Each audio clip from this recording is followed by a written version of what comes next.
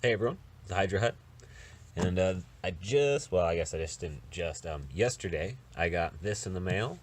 I forgot I pre-ordered it, before Ed Piskor had, started releasing the floppies with Marvel. Captain Cummings did a big, long, I can't remember if he was interviewing somebody. Anyway, Captain Cummings talked about it, recommended people pre-order this, so I did it blind. I had no idea it was going to be this huge size. Yeah, that's way bigger than a normal trade paperback. I already got all the floppies for this issue, but this is really cool.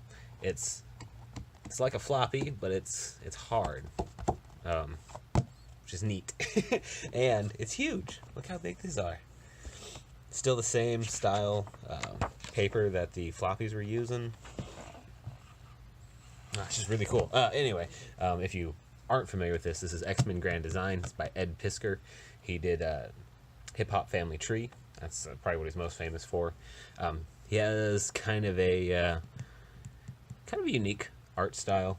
Somebody compared him to Crumb in a negative sense, and he actually kind of enjoyed that comparison. I'd say that's pretty accurate. It's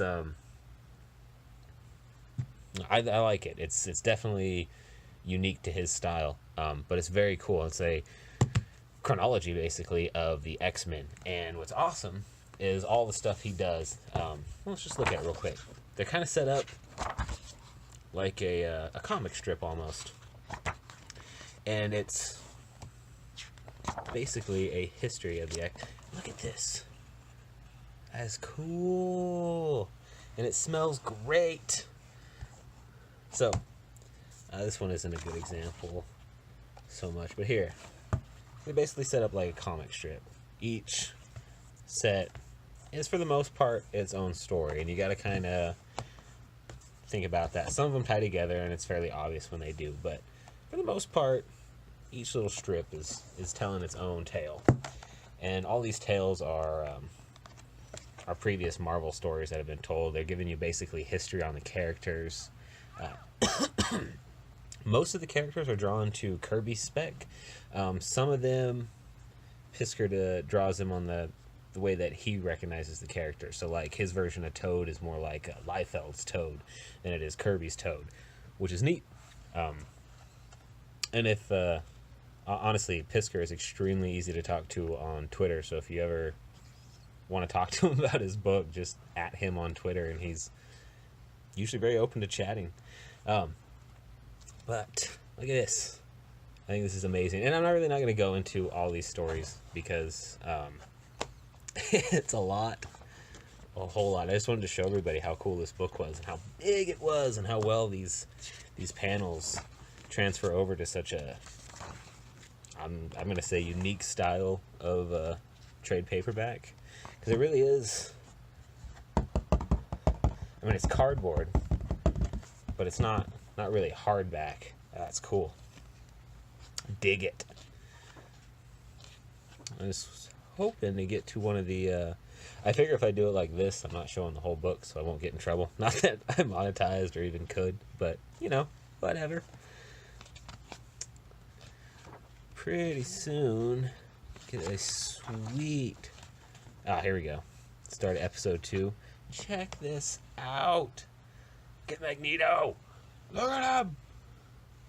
Freaking awesome. One thing I really like about this is you get to see Cyclops as Cyclops and understand why he's the leader of the freaking X-Men. And a lot of these characters, it just explains them so well and shows what they used to be and how they used to be, which is great. Also, if you're not familiar with the X-Men, this is actually a pretty good way to familiarize yourself with it. Albeit he has a semi-unique take. For the most part, everything is pretty on the ball. Let's get to some of the cool stuff that comes with the book.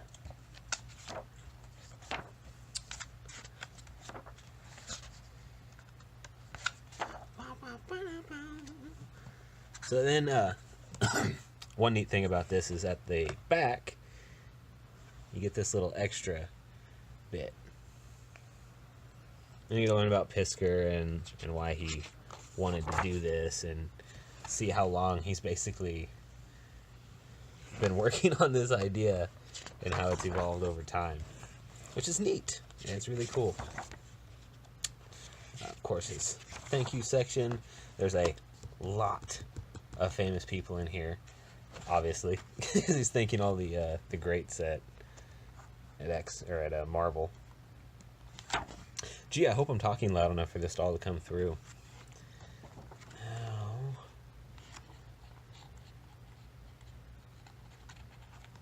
Wonder if it's not in this one. So what I was trying to find is, in all the floppies, there's a page that says what every story is from. I didn't notice it in this. No, yeah, I guess it's kind of... In the floppies, there's like a detailed page-by-page explanation on what everything is based off of, which is nice. I don't see it in this, but that's okay, because you get a lot of extra stuff that's really cool. Anyway, if you have read this and you already have the floppies, I would honestly say pick this up anyway, because this is really cool. I got it for less than $20 because I pre-ordered it on Amazon. Looks like the actual going rate for this bad boy is oh, here we go. Fake money. My bad. Is $30 US. Which isn't bad. I mean, if you already have the floppies, maybe you don't want to spend the money on it, but I really do think this Treasury edition is very cool. It was a big surprise that it was like this. I wasn't expecting that. Anyway, that's all I got to say about this for right now. Yeah, check this out. Hail Hydra, baby.